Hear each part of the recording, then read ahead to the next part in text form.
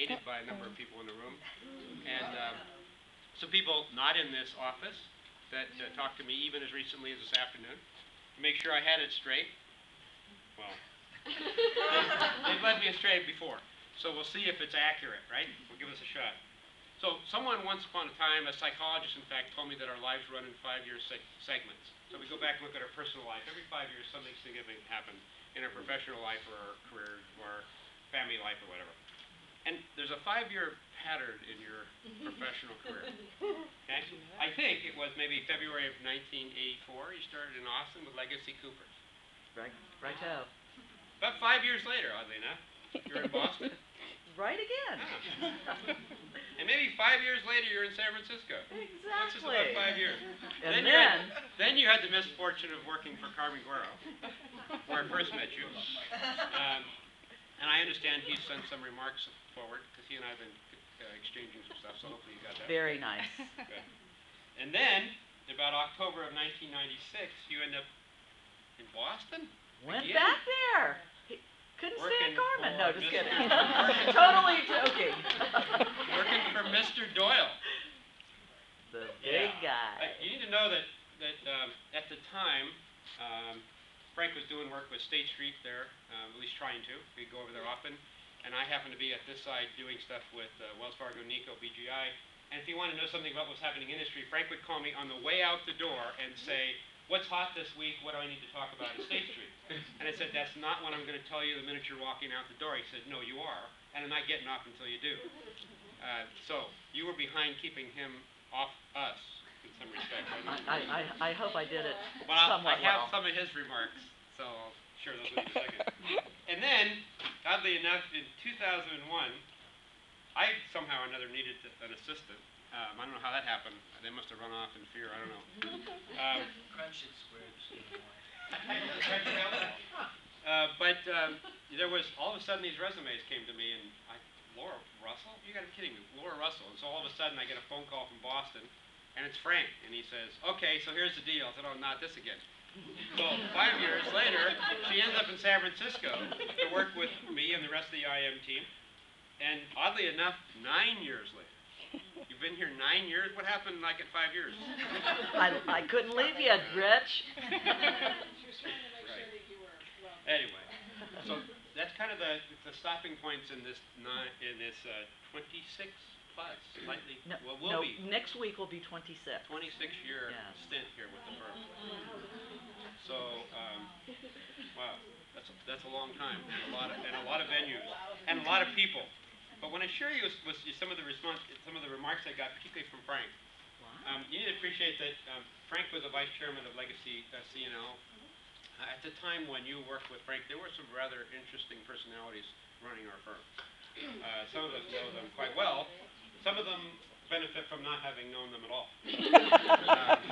And luckily there's more of those people now than, but in any case, Frank mentions that. But his comment, and some of this are quotes, but he was traveling a lot. He was in motion constantly, and Laura was back at the farm. In fact, he put it that way, back at the farm, keeping things in order. And I chatted with him again this afternoon to make sure I understood everything he wanted me to emphasize. His comments, again, quote, "Fabulous job for me at a difficult time. Handled clients extremely well and interfaced with them in a manner that I trusted. I trusted she would do the right thing in the interest of the firm's clients. She was able to effectively sort out many priorities of the firm versus those urgent, frivolous demands by others, most of which proved to be not urgent and not important at all." Okay? And that's where he said there were a number of challenging personalities in the firm that I had to work with at that time, so you'll sort that out. Laura was willing to help out and easy to work with. She was never negative, although plenty of times that might have been the expected and appropriate response. She never shared anything negative. So from that standpoint, if you felt that way, he never sensed it, and you didn't demonstrate it. He said, "In closing, he asked that I make sure I convey, as I recall during our first meeting to discuss working together, she pointed out to me that she earns 4 weeks of vacation a year and she intended to take it all." And I bet you did.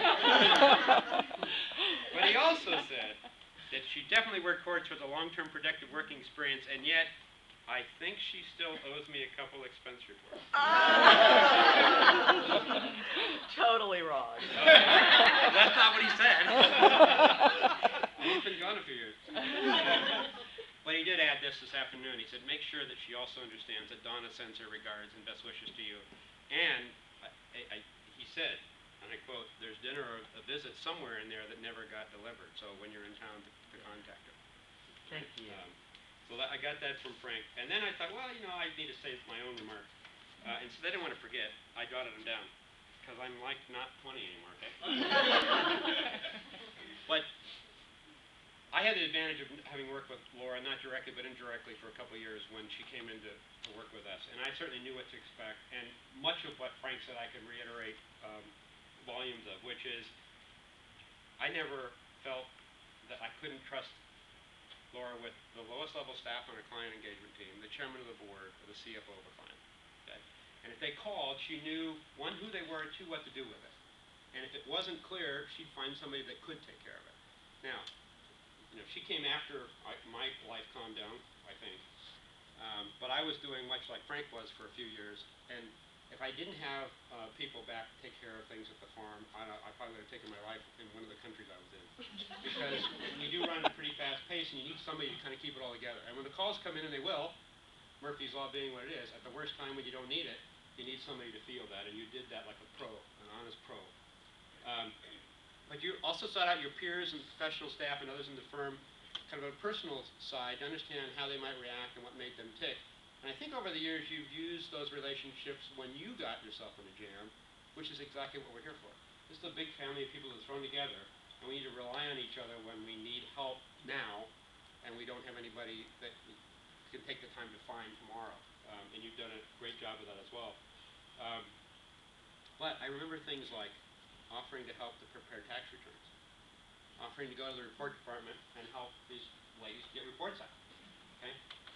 And it just came down to it. I did the old accounting deal, and I put a double underscore under it and said, you did whatever the team needed you to do to help get stuff done that needed to get done. And you didn't waste time figuring out if it was in your job description. Okay?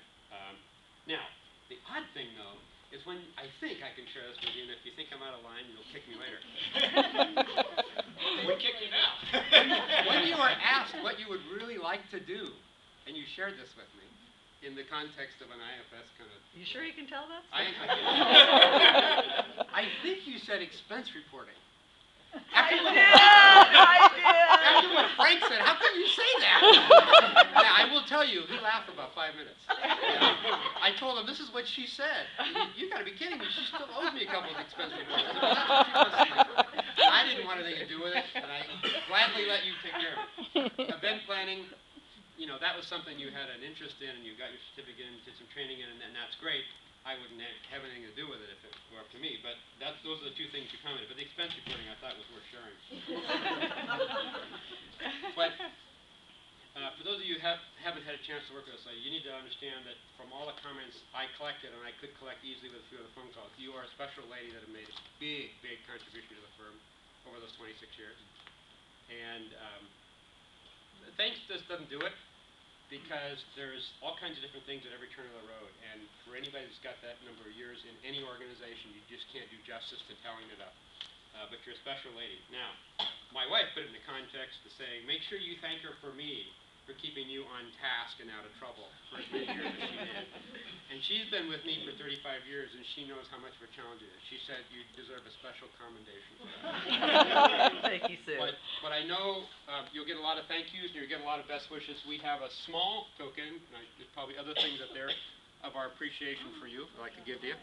Thank you so All right. much. I And love these thank little you. blue boxes. Now, I don't want to be hit by that. But it's just a small token, so you can remember the event, the time. You can get it? I'm told she's going to swing that wrist a couple times before she gets out of here. With much gratitude from your PwC family. You want the? Read through the bottom.